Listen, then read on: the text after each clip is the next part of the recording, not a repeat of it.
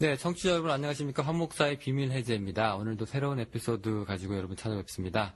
옆에 역시 황순기 목사님 나오셨어요. 안녕하세요, 목사님. 안녕하십니까. 네, 목사님, 오늘 주제가요. 예. 네, 우리 바로 주제 얘기 들어갈게요. 예, 오늘 방언에 대해서 얘기를 하기로 했죠. 네, 방언입니다. 방언 해보셨어요? 방언은, 오래전에 말이죠. 제가 은사주의 교회를 다닌 적이 있어요. 오래전인데. 그때 방언을 사모하면 방언을 받는다고 하고, 방언 받으면 뭔가 좀, 1등 신자 같기도 해가지고. 있어 보이죠? 예. 그래서 막 했는데, 연습 많이 하고 했는데, 어느 날 아침에 말이죠. 방언이 터지더라고요. 우리 방언 터진다고 보통 말하죠. 방언을 말한다고 보다. 근데 방언이 터져서 이전에는 제가 방언을 유창하게 했던 사람입니다. 근데 지금은 안 하지만, 예. 그럼 그 당시 때 연습해가지고 되신 거예요? 글쎄요, 지금 생각해보면 그런 것 같아요. 굉장히 많이 연습을 했고, 또 귀에 그 방언이 많이, 익숙해져 있었죠, 사실은. 네, 이게 방언이 지금 알게 모르게 지금 한국 교회에서 차지하는 비중이 굉장히 좀 큰 걸로 알고 있습니다. 저 같은 경우에도 주위에서 이제 방언하시는 분들을 보면 이제 흔히들 하는 말로 이제 초급 방언이라 그래가지고 이제 시냇물 방언이라 해서 졸졸졸졸졸 이렇게 해서 리을 발음 많이 들어가는 거. 예. 그리고 이제 랄랄라 방언으로 또 시작을 하고요. 그러게 말이에요. 거기서 이제 조금 더 이제 진보가 되면 이제 한두 마디 이제 알아들을 수 없는 말로 이제 반복이 되기 시작하고, 예, 조금 더 유창해지면 이제 조금 더 심해지고 이런 것도 있고요. 그게 제가 본 사례 중에는 이제 중국어로 하시는 분도 제가 한번 봤거든요. 예, 그렇게 말씀들을 하시더라고요. 방언이 중국어 같은 방언이 있고, 일본어 같은 방언이 있고, 미국어, 영어 같은 방언이 있다고 말을 하는데, 아마 한국 사람들한테만 그런 것 같아요. 미국 사람들은 그런 말 하지 않거든요. 미국에도 방언하는 기독교인들이 있는데, 미국 기독교인들은 중국어 같은 방언이라든가, 일본어 같은 방언이 있다, 이런 말을 하지 않아요. 아마 그 방언은 한국 사람들에게 두드러지게 나타나는 것이 아닌가, 그렇게 생각이 듭니다. 네, 맞습니다. 제가 지금, 페이지를 하나 지금 들고 있는데요. 이게 또 누구나도 잘 알고 계시는 우리 조영기 목사가, 지금 이게 예배 때 이제 썼던 거라고 합니다. 지금 그대로 소리 나는 대로 제가 음독을 해보면, 이게 피아라샤 카파데이, 라샤라 로니아나 바카나키, 니키키 꼬나카치, 라시카파티, 닐리칼레 아파테 칼라, 시키키코 발야. 이게 무슨 대학교 응원 주제가 같기도 하고요. 말이에요. 네, 이게 번역하면 굉장히 깁니다. 내 사랑하는 아들, 딸들아, 너는 내가 어디 있다고 생각하느냐. 이게 지금 2줄밖에 안 읽었는데, 이게 뜻이 지금 열 몇 줄이 나옵니다. 요거 어떻게 봐야 됩니까, 이거? 글쎄요. 이게 도대체 저는, 그런 걸 들어보면, 이전에 제가 방언을 유창하게 한 사람이기는 하지만, 이전에 왜 TV에 빵상 아줌마라고 있었잖아요. 자신이 외계에서 온 우주신이라고 말을 하고. 네, 외계어하고 다니시고. 외계어하고 다니시고, 뿅 막 그러고 그랬던 분. 예, 빵상. 예, 빵상 아줌마. 그거랑 비슷해 보여요, 저는 개인적으로. 그럼 이게 별로 의미가 없다는 거예요? 의미가 없는 것보다 좀 거짓말이지 않은가 싶어요. 왜냐하면 그 빵상 아줌마의 우주어도 굉장히 웃기지 않습니까? 그런 것처럼 두 줄 정도 되는 어떤 이상한 발음, 이걸 해놓고, 그 다음에 거의 한 페이지가 되는, 지금 보니까 한 페이지 정도 되네요. 네. 한 페이지 정도 되는 어떤 번역을 했단 말이죠. 이게 굉장히 좀 우습다고 생각이 듭니다. 네, 이게 지금 당시 조기 목사의 언급을 보면은 이게 하나님께서 이제 자기한테 주셨다는 방언이죠. 그렇죠. 하나님께서 방언으로 자기에게 계시를 주셨다. 그랬다는 거예요, 그게. 그러면 목사님은 방언을 옛날에 하셨다가 네. 어느 순간부터 이제 그거를 안 하시기 시작한 거예요? 아니면 본인이 스스로 중지를 하신 겁니까? 제가 스스로 중지를 했어요. 성경을 읽다 보니까 제가 하는 방언이 굉장히 우스꽝스럽고 성경적 의미가 없는 것 같아서. 전혀 의미가 없다. 예, 그래서 그만두어 버렸습니다. 그냥 이제 본인이 이제 안 하고 싶다고 하면 안 해지던가요? 어떻게? 저는 그랬어요. 왜냐하면 제가 한 방언이라는 것이 저도 만약에 지금 현재 방언을 하는 분들의 고백대로라면 혀가 꼬이고 했던 거 있지 않습니까? 마음으로 이런데 입으로는 이렇게 방언이 터진다고 하는 거 저도 그랬었어요. 저도 그랬었는데 그런데 가만히 생각을 해서 이거 굉장히 웃기는 거나 우스운 거네 라고 생각을 하니까 사실은 그게 어떤 그 감정적 몰입 상태에서 나온 거기 때문에 감정적 몰입 상태가 되지 않으면 뭐 간단하게 없앨 수 있더라고요. 예. 자기의 의지로 얼마든지 이게 끊을 수 있는 거군요. 끊는다 그러니까 흡사. 담배 끊는 것 같이. 그렇지. 그 네. 뭐 술이나 뭐 마약이나 노름 끊듯이 그렇게 들리는데 뭐 꼭 방언 지금 하고 있는 방언이 그런 의미는 아니겠죠. 아닌데 아무튼 이것이 무슨 습관인지는 모르겠어요. 그런데 이건 분명하게 너무나도 간단하게 하지 않을 수 있는 그런 거더라고요. 저 같은 경우는. 지금 그 한국교회에서 이제 실제로 이렇게 방언을 하신다는 분들의 얘기를 들어보면은요. 예. 이게 이런 얘기들이 있어요. 이제 마음속으로는 내가 이제 하나님 사랑합니다라고 했는데. 예. 근데 입으로는 다른 말, 자기도 모르는 말이 이제 나와서 이제 그게 방언이다. 네. 네, 요거는 맞는 말인가요? 글쎄요, 이걸 맞다 틀리다라고 말하는 것보다 마음속에 있는 말을 예를 들어서 하나님을 사랑합니다. 그러면 하나님을 사랑합니다 하면 되지. 마음속에 있는 말을 뭐 가만히 있었는데 입을 하나님이 일부러 비트시거나 혀를 꼰다고 혀가 꼬였다고 그랬잖아요. 혀를 일부러 꼬게 하셔서 무슨 그렇게 비밀스러운 말이라고 그걸 방언이라고 하는 말로 하나님께서 듣기를 원하시겠는가. 뭐 그런 그 의문이 들지 않습니까, 영호 씨는? 그 비슷한 사례가 제 예. 친구한테 제가 들었는데요. 예. 이 친구가 지금 현직 목사입니다. 근데 예전에 이 친구가 신학생 때 예. 이제 방언을 이제 유창하게 하는데 제가 물어봤어요. 하니까 뭐 좋냐? 뭐 그랬더니 이제 친구가 하는 말이 모르겠지만 편리하다. 그래서 왜 편리하냐 그랬더니 예를 들어서 자기가 주위 사람들이 많은데 이제 자기 죄를 고백을 할 때 네. 이제 한국말로 하면 민망하잖아요. 네. 근데 이제 하나님하고 자기만 아는 말로 이렇게 바꿔버리면 네. 주위 사람들이 자기 죄를 이제 듣지 않게 되니까 네. 예, 자기가 아주 그냥 흉금없이 하나님께 모든 걸 터놓을 수 있다. 그래서 네. 좋다 이렇게 얘기하거든요. 네. 이것도 어떻게 보세요? 그럼 속으로 하면 되잖아요. 속으로 왜 굳이 속으로 하면 되는 거고, 그 다음에 정말 자기의 죄가 주홍같이 붉어서 말이죠. 하나님께 고백 안 하고 못 견디겠다 하게 되면 사실 주변 사람들의 의식이 되겠어요, 사실. 그러니까 그냥 뭐 듣는 게 싫으면 속으로 하면 되는 거고, 아니면 혼자 골방에 들어가서 하면 되는 거고, 또 뭐 아니면 속으로 하면 되는 거고, 또 하면 듣지 못하게 조금 목소리 하면 되는 거예요. 그렇게 하면 되는 거지. 뭐 그것이 방언들하는 이유로 되기는 조금 좀 조잡하네요, 이유가. 예, 이런 말도 있어요. 이게 우리 육신으로는 절대 모르는 거다, 이거는. 예.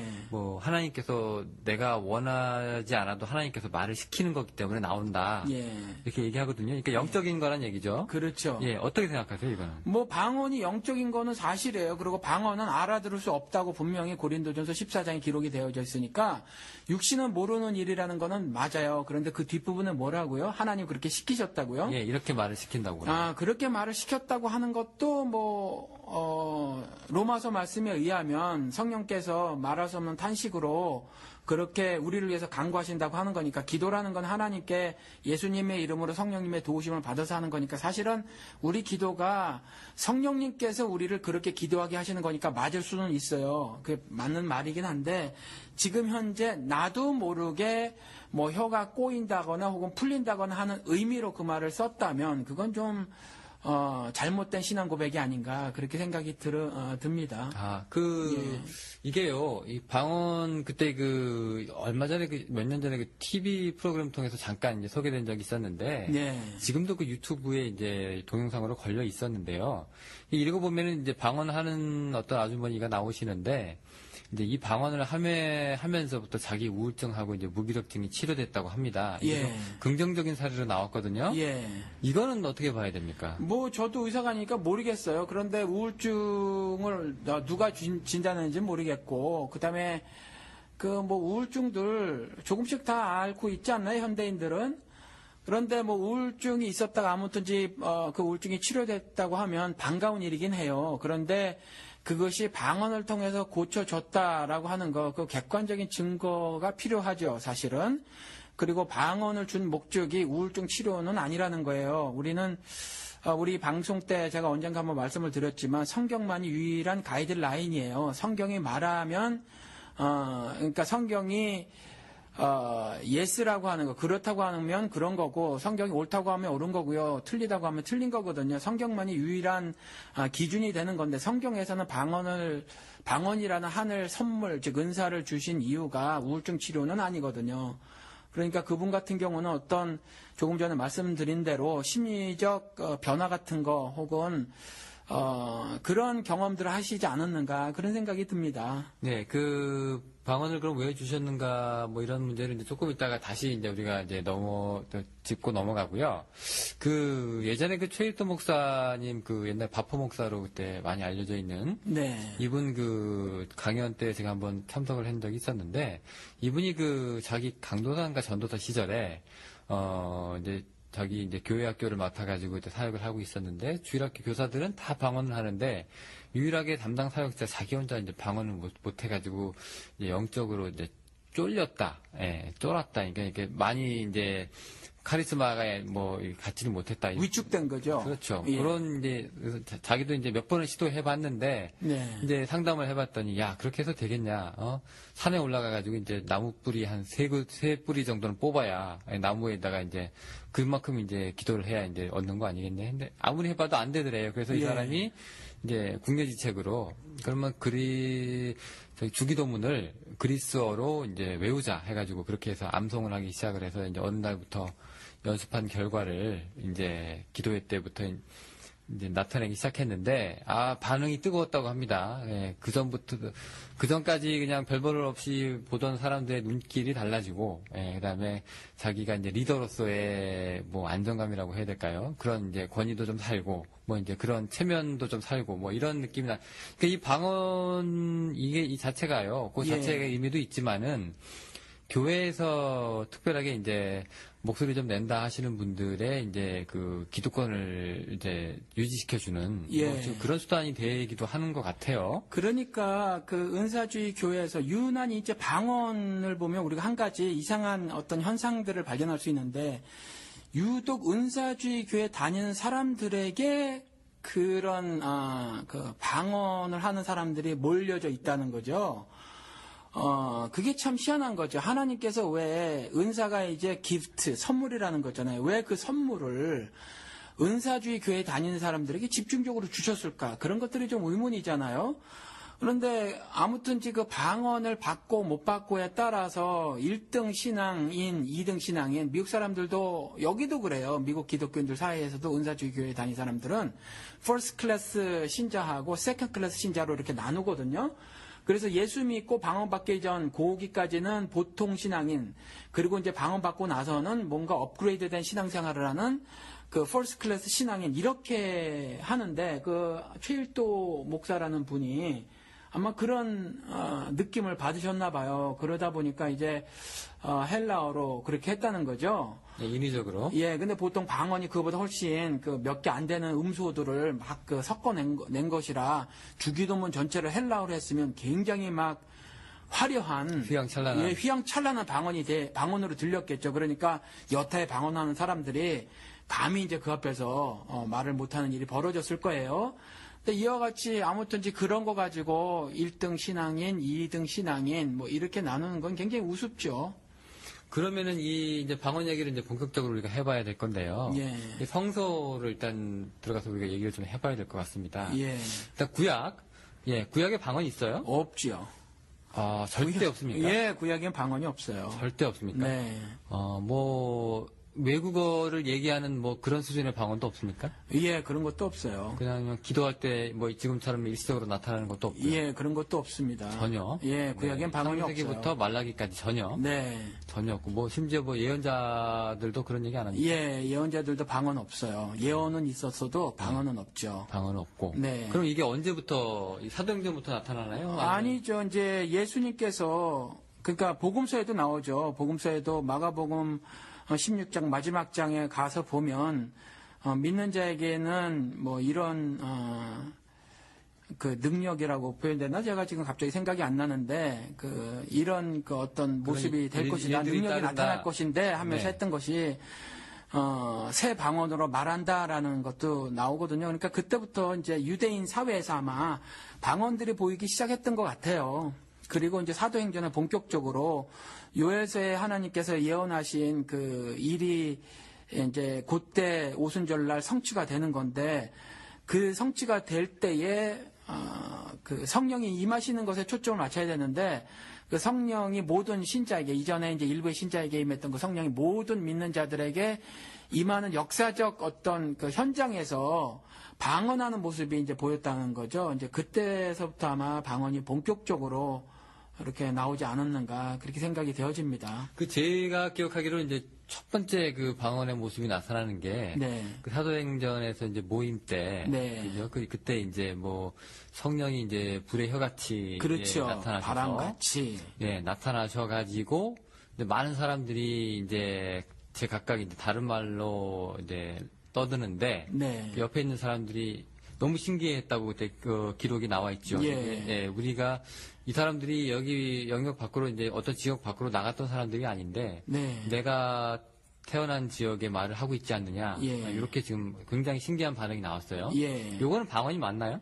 글쎄 이거에 대해서는 그 오순절 개통 교회 신학자들 그러니까 뭐 이게 더 낫겠군요. 은사주의 교회 그러니까 감리교단이나 그 하나님의 성의 교단에 있는 분들은 이제 이것도 다른 사도행전에 나온 것처럼 그 방언으로 치는데 나머지 이제 복음주의 사이드에 있는 신학자들은 그때의 방언은 각기 다른 방언으로 듣게 되면 어찌미뇨라고 해서 사실은 그때는 각기 다른 지방의 말 즉 다른 언어라고 해석하는 것이 지금 보통 복음주의 진영 신학자들의 의견입니다. 그래서 그때의 방언은 사도행전 이후에 나타나는 방언과는 다른 방언이다 이렇게 말을 하죠. 다른 그냥 언어일 뿐이에요. 예, 그렇게 신학자들이 말하고 그리고 그때 그 방언은 알아들을 수 있는 방언이었다는 거죠. 이후의 방언은 사실 못 알아듣는 방언이에요. 그래서 분명히 다른 방언이라는 거죠. 그럼 그 당시 나타났던 때의 그 방언이 네, 왜 갑자기 그냥 해도 되는데 예. 왜 갑자기 다른 나라 말로 이제 나타나기 시작을 한 걸까요? 사도행전은 하나님의 섭리가 이제 그 이스라엘 즉 세계 만방에 퍼지는 그런 역사 체계예요. 역사 기록.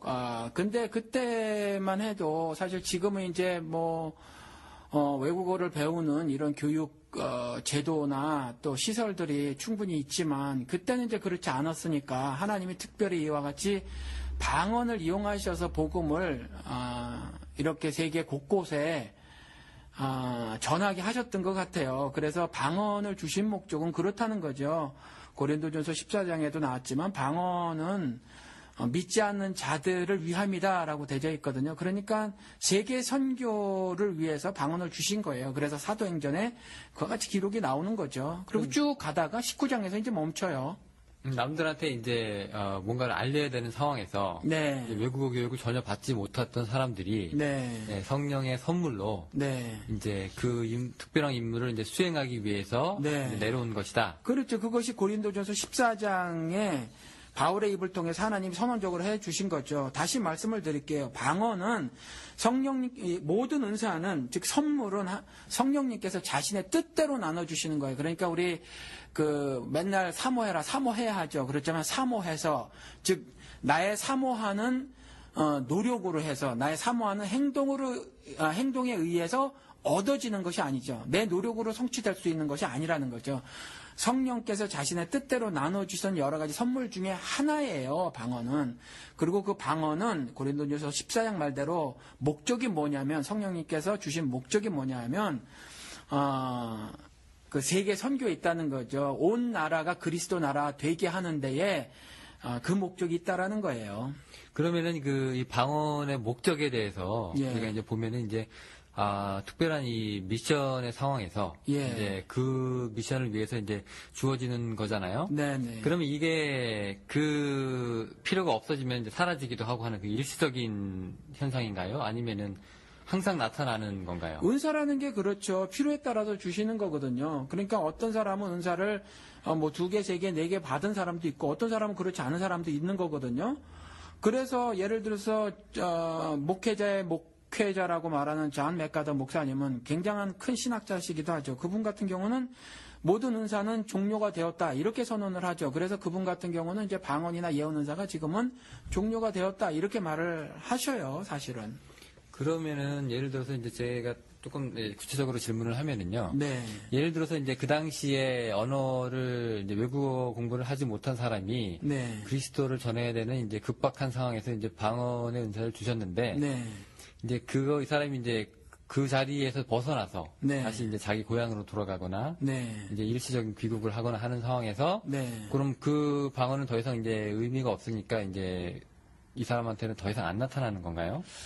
그건 이제 하나님께서 역사하시는 것에 따라 다르겠지만 성경의 기록으로 보면 일단 예를 들어서 이방 지역의 선교를 떠났다 돌아왔단 말이죠. 그곳에서 하나님께서 방언 은사를 주셨고 그 받은 방언 은사를 가지고 복음을 전했단 말이에요. 그런데 이제 같은 언어를 쓰는 고향 땅에 돌아왔는데 굳이 이제 방언으로 할 이유가 없어요. 그런데 그럼에도 불구하고 고린도 교회 보면 분명히 방언으로 함께 교인들이 모였을 때 방언으로 기도를 하고 그랬단 말이죠. 방언으로 찬양도 하고 그랬어요. 그건 뭐 때문이냐면 초대교회들의 대개가 이제 디아스포라 유대인들과 또 이방 지역의 현지인들이 함께 공동체를 이루고 있었단 말이죠.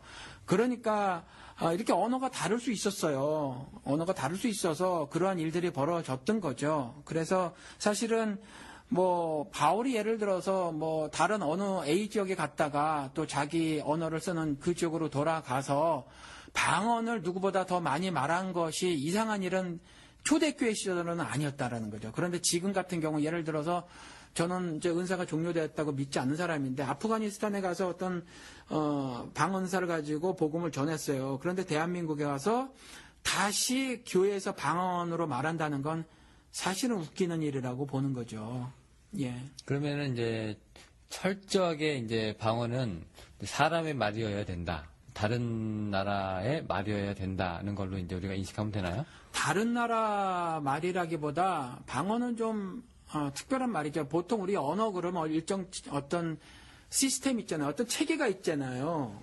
체계가 있는데 이 방언 같은 경우는 체계가 없어요. 사실 체계가 없어서 그냥 인간의 언어라고 이렇게 규정하기는 조금 어려워요. 인간의 모든 언어는 어떤 일정한 규칙들이 있고 규칙에 의해서 이제 그 언어가 형성이 되고 하는 건데 방언은 그렇지 않다라는 거죠.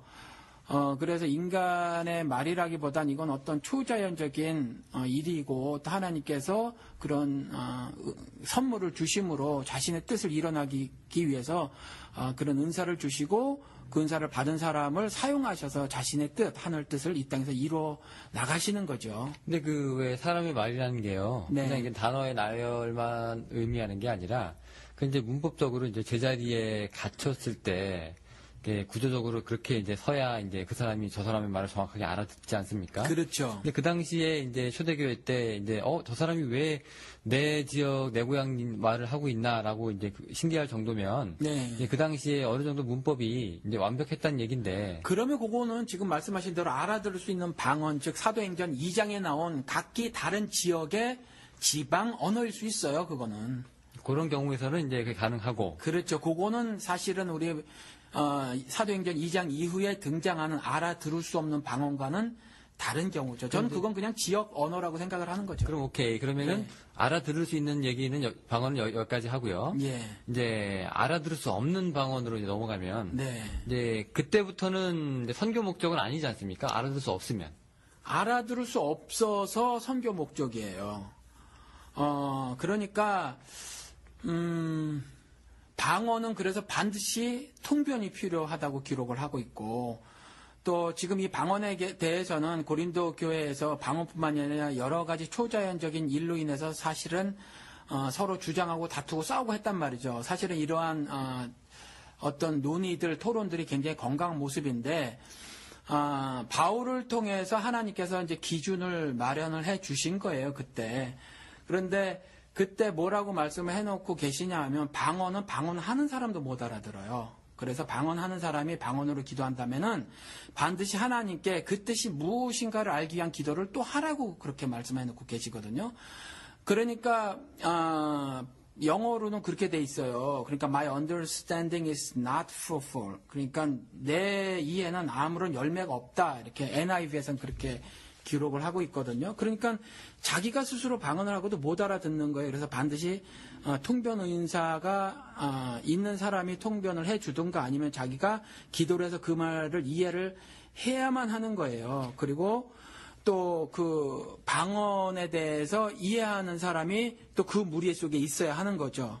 그 은사를 받은 사람이 그래서 통하는 거였었다라는 거죠. 근데 그러면은요, 예. 이제 이 얘기하는 사람이 이제 자기도 모르는 말을 한다는 얘기는 네. 아까 저희가 처음에 이제 방언에 대한 사례를 먼저 짚고 넘어갔을 때, 네. 이제 우리가 이제 자기 육신은 모르고 하나님께서 주시는 말을 이제 시킨다. 네. 라는 거가 되는데, 네. 거기에 대해서는 아까 좀 부정적으로 말씀하셨어요. 그래서 제가 아니죠. 제가 처음에 그랬잖아요. 그것이 그럴 수 있다고 말씀을 드렸거든요. 왜냐하면 기도라는 것은 하나님께 예수님의 이름으로 성령님의 도우심을 받아서 하는 것만 기도예요.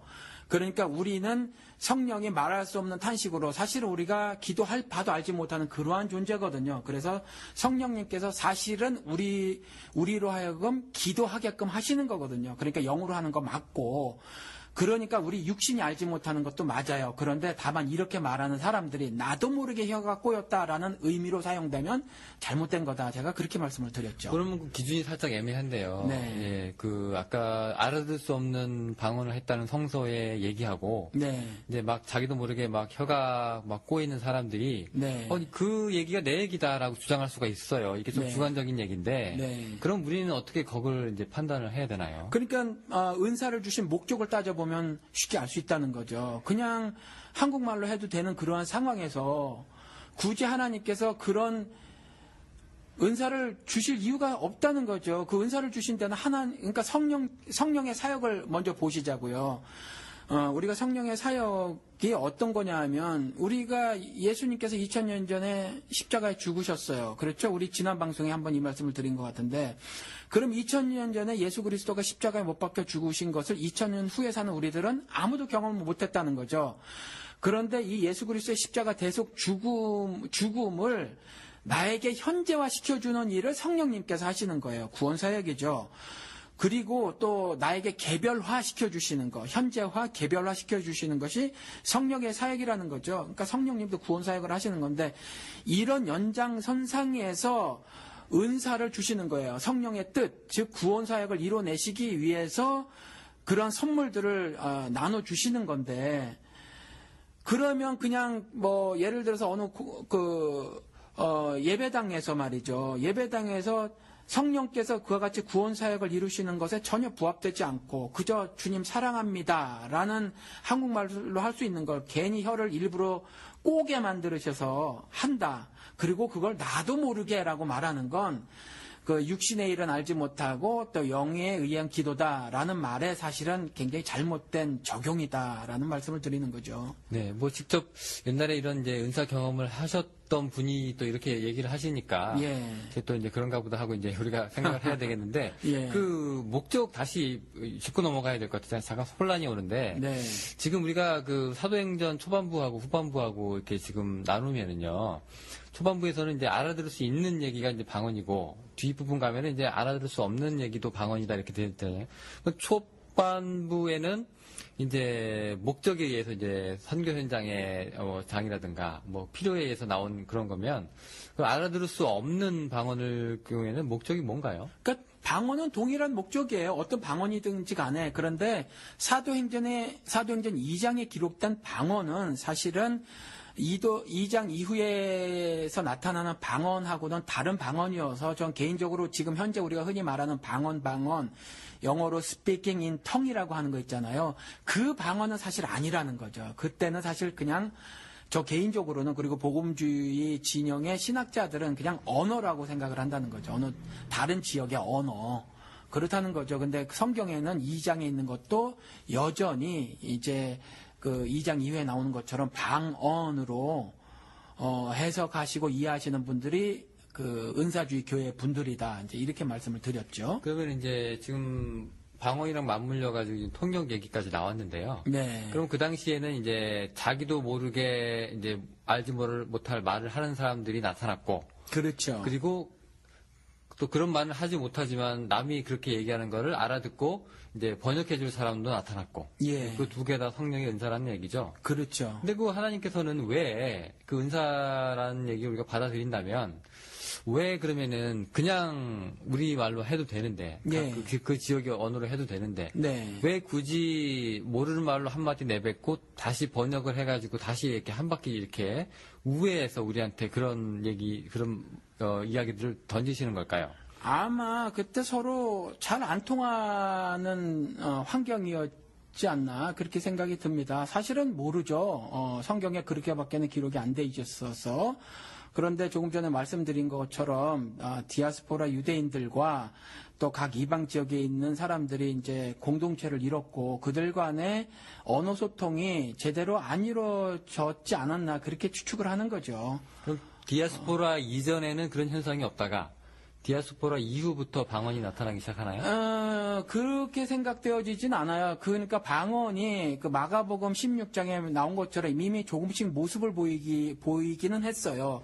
네, 말씀하신 것처럼 본격적으로는 그 사도행전서부터 이제 그 본격적으로 등장을 하기 시작하죠. 그리고 사도행전은 말씀드린 것처럼 저는 그렇게 보는 거에 성령 행전이라고 보는 것이 아니라 하나님의 섭리가 세계 선교 현장에 하나님 섭리가 이렇게 나타나는 그 역사 현장을 기록한 역사책이라고 보고 있거든요. 그러니까 하나님의 선교 현장 역사에서 하나의 어떤 그 특징적으로 나타난 거예요. 그리고 선교를 위해서 이방 지역에 하나님 복음을 전파하기 위해서 하나의 도구로 그 방언을 사용하신 거죠. 그 아까 말씀하실 때 이제 오늘날 이제 은사가 이제 남아 있다라고 이제 생각을 하시잖아요. 네. 끊어진 건 아니다. 네. 네, 그러면 오늘날에도 이제 방언이나 통역에 이제 이런 은사들이 있다라고 네. 이제 생각을 하시는 건가요? 그렇죠. 아직도 남아 있을 수 있다고 생각을 하는데 저는 발견한 적은 없어요. 그런데 잔 맥가더 목사님은 이제 은사는 이와 같은 은사는 종료되었다고 말을 하죠. 그것이 이제 이분도 나름 근거가 있어요. 뭐 그분이 종료되었다고 하는 거 보면 굉장히 그 글이 길어요. 한번 읽어본 적이 있는데 다 이해는 하지 못하고 다 기억은 나지 않지만 분명한 건 이제 고린도전서 13장에 가보면 온전한 것이 올 때는 부분적으로 행하던 것, 즉 예언도 방언도 패할 것이다라고 말했는데 온전한 것이 예수 그리스도라는 거죠. 그럼 예수 그리스도가 이미 오셨고 이미 오셨으면 이제 부분적으로 하던 불분명한 예언이나 방언 같은 것들은 그때 이미 패해졌다 이렇게 주장을 하시는 거거든요. 그러니까 성경적인 근거가 있어요. 그런데 저는 이제 그때 온전한 것을 예수 그리스도라고 안 하고 그게 중성명사예요. 중성명사라 예수 그리스도의 재림 사건으로 보고 있어서 아직까지는 은사가 종료되었다고 이제 믿지를 않고요.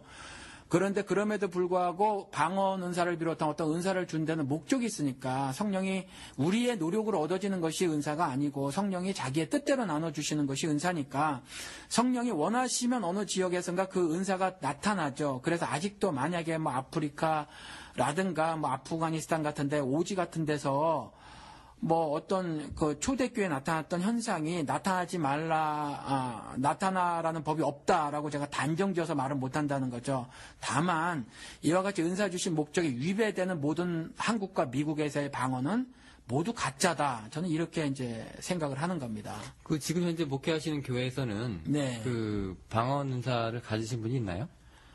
한 분이 방언을 하셨는데 나가버리셨어요.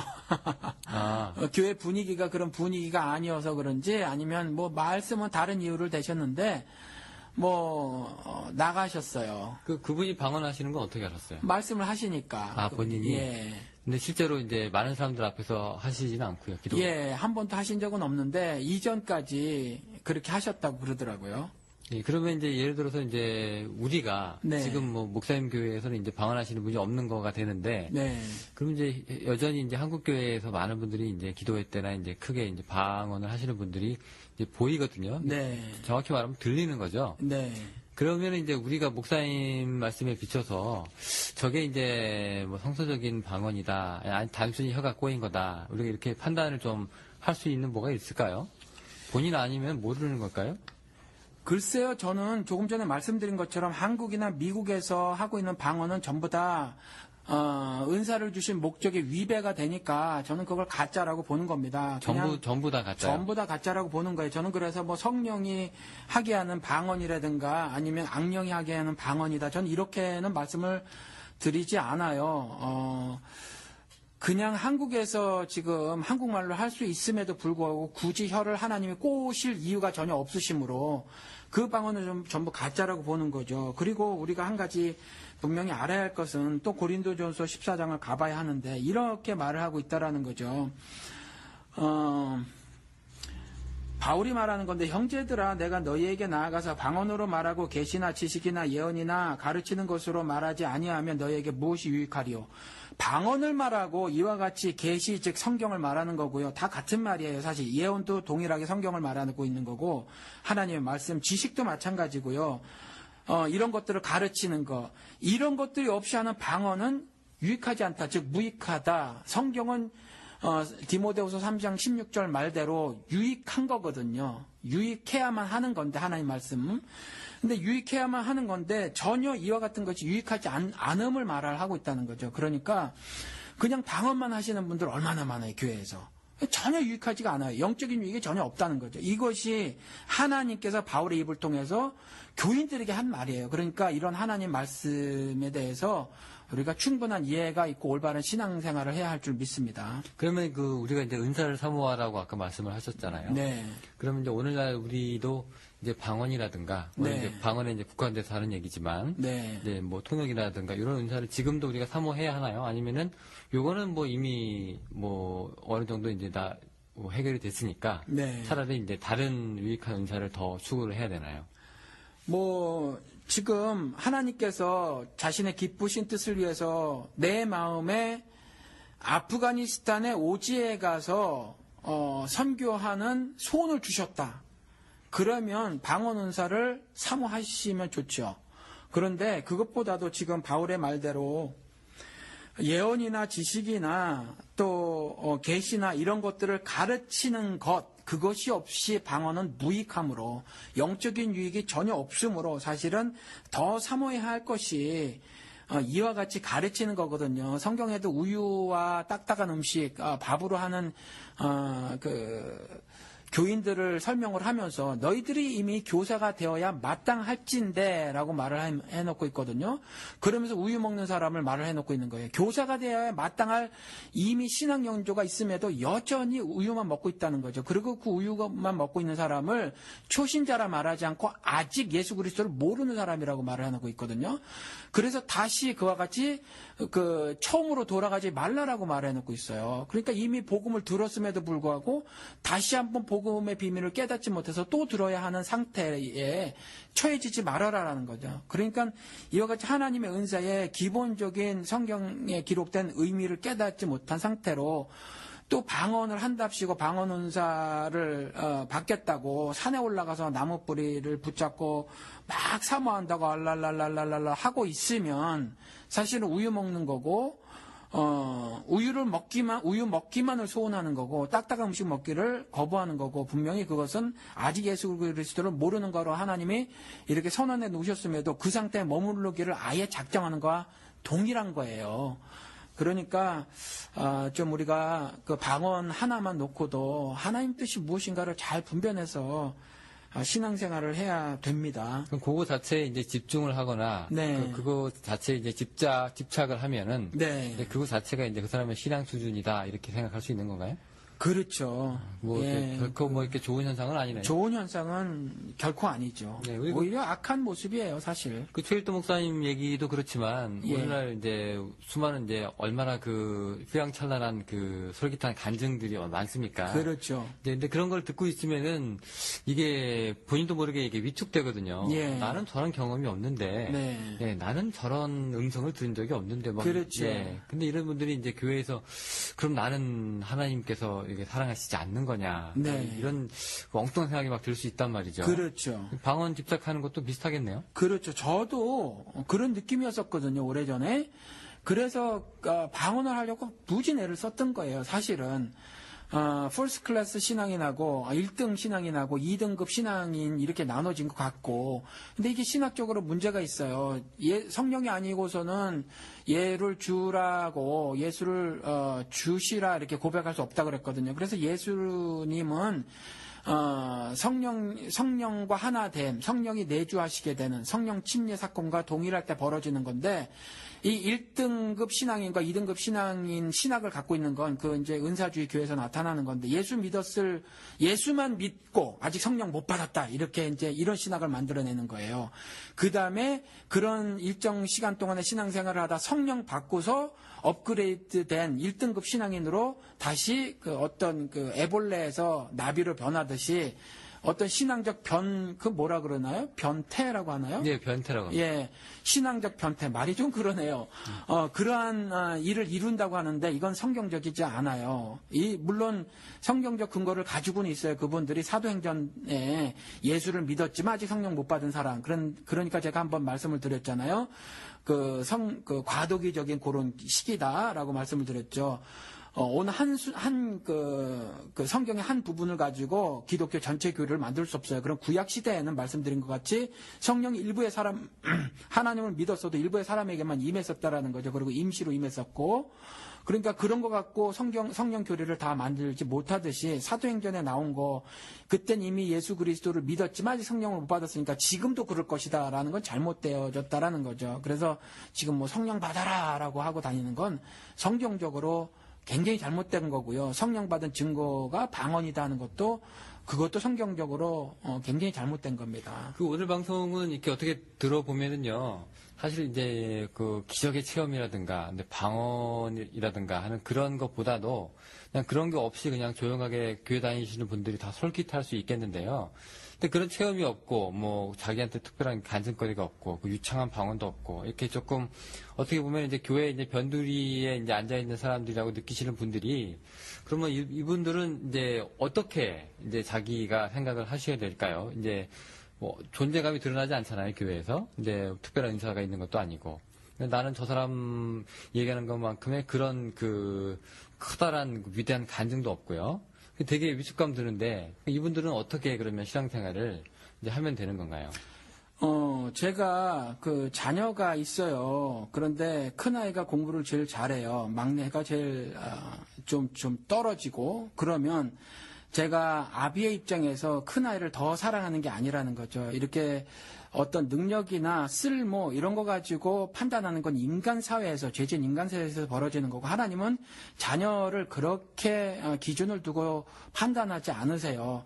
또 동일하게 자녀도 마찬가지라는 거죠. 자녀도 저희 막내가 큰애보다 성적이 나오진 않지만, 막내가 그 큰애보다 부모로부터 사랑을 적게 받고 있다고 전혀 생각지 않아요. 그러니까 내가 방언을 못한다고 해서 위축감이 드는 건 하나님과의 그 교제가, 즉 하나님의 자녀로서의 자긍심 같은 것들이 떨어져서 생긴 거지, 즉 믿음이 떨어져서, 네 믿음을 시험해 보라라고 한 다음에 하신 말씀이 네 안에 예수 그리스도가 있는 걸 알지 못하느냐 그랬거든요. 그러니까 예수 그리스도와 연합돼서 예수 그리스도와 함께 동행하고 있는 삶에 대한 그 경험, 또 그 경험으로 인한 영적 성취감 같은 것들이 적으니까 유대인들이나 쫓았던 어떤 현상들, 표적들 가지고 내 신앙을 어떤 점수 매기고 해서 스스로 위축감, 자존감 같은 것들이 사라지게 된 경우인데, 이건 하나님 뜻하고는 전혀 맞지가 않아요. 그러니까 그러한 것 가지고 전혀 위축감이 들거나 패배감에 들거나 할 것은 없다라는 거죠. 네, 오히려 그 하나님께서 주셨다고 하는 그 방언 자체가, 예. 사람들이 이제 등급을 나눠가지고 그렇죠. 클래스를 규정하는 것 자체가 이미 네. 뭐 좋지 않은 것이다. 성경적이지도 않고, 또 우리가 인간적으로 하나님께서는 우리 인간들의 삶을 비유해서 많이 말씀하시거든요. 인간의 아비도 그러할진데 하물며 날까 보냐, 뭐 이런 것들이라든가, 뭐 아들이 뭐 떡을 달라 하면 돌을 주겠냐, 뭐 이렇게 하면서. 그래서 제가 조금 전에 저희가 이제 아이들이 있다고 이제 그 비유로 말씀을 드린 거예요. 아비가 자녀를 사랑할 때도 뭐 아이의 능력이나 아니면 쓸모 정도를 보고 사랑의 크기를 다르게 하지 않듯이, 또 자녀 입장도 동일하다는 거죠. 전혀 그 부모가 자기를 사랑함에 있어서 어떤 그런 거 가지고 차별을 두지 않는다고 아이들이 그렇게 느끼고 있다라는 거예요. 그러니까 전혀 그러실 이유가 없다라는 거죠. 예. 네, 하나 더 제가 이제 추가 질문이 하나 있는데요. 네. 아까 방언이 이제 사역지에서의 이제 외국어를 통해서 네. 이제 그리스도를 전하는 뭐 그런 이제 사역의 문제라고 치면은 네. 우리가 보통 뭐 외국어를 다른 사람보다 이렇게 노력을 조금만 덜 해도 굉장히 잘하시는 분들이 있거든요. 그렇죠. 네, 언어 학습 능력이 좀 네. 뛰어나신 분들이 있죠. 뭐 어린 나이에도 뭐 2, 3개국어, 특히 여기 이민 사회에서는 기본으로 한 2개국어 시작하고 이제 그렇죠. 하잖아요. 그렇죠. 그리고 여기에 이제 더 하시는 분들은 이제 따로 이제 중국어나 스페니쉬도 같이 하시고. 그렇죠. 네, 제가 그런 분들 한 3개국, 4개국 하시는 분들 많이 봤는데 그러면 이제 방언 은사라는 것이 네. 이렇게 언어 습득이나 이제 이런 스킬 문제, 네. 네, 이런 거하고 관련이 돼 있어가지고, 그럼 이제 나는, 이런 분들은 솔직히 방언의 은사를 받으신 것과 마찬가지인가요? 어떤 의미에서 보면은. 그러니까 저는 사도행전 2장에 나온 방언은 그 이후에 나온 방언하고 달라서 그냥 지역 언어라고 생각을 해서 그것도 하나님께서 주신 어떤 은사기는 해요. 탤런트기는 해요. 탤런트기는 한데 그거는 방언 은사하고는 좀 다른 거죠.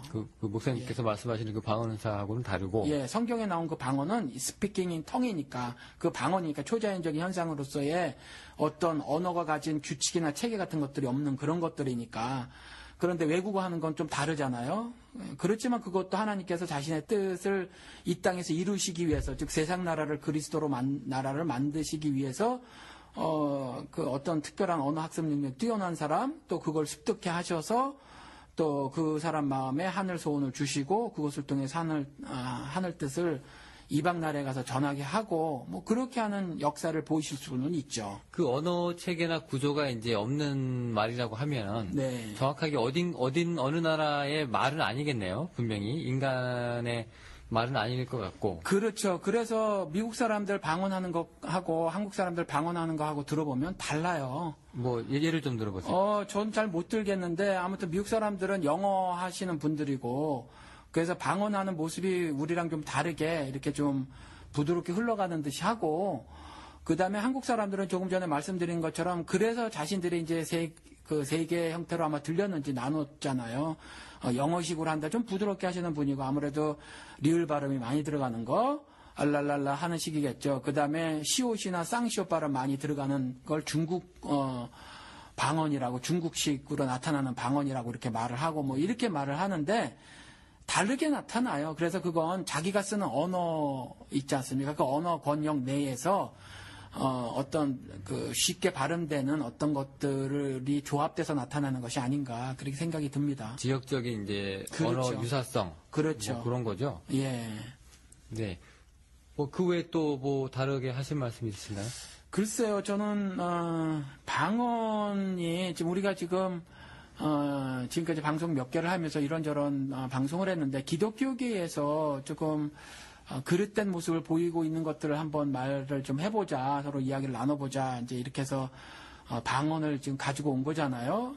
근데 좀 그걸 좀 알았으면 좋겠어요. 그 모든 은사든지 어느 은사든지 말이죠. 그 은사는 하나님의 뜻을 드러냄에 있다라는 거죠. 그래서 방언 은사도 동일하게 내가 방언을 함에 있어서 그것이 하나님의 영광과 의가 드러나는가, 하나님의 거룩함이 내 삶에서 실천이 되어지는가 아닌가 이런 것들을 보고 그렇지 않으면 제가 그랬던 것처럼 방언을 과감히 버리시기 바랍니다. 차라리 성경을 통해서 하나님 말씀하신 것처럼 왜 아직도 우유 먹니? 라고 말씀하시잖아요. 이제 너희들이 가르칠 만한데 라고 하잖아요. 그러니까 가르치기 위해서 하나님 말씀을 좀 열심히 공부하시기 바랍니다.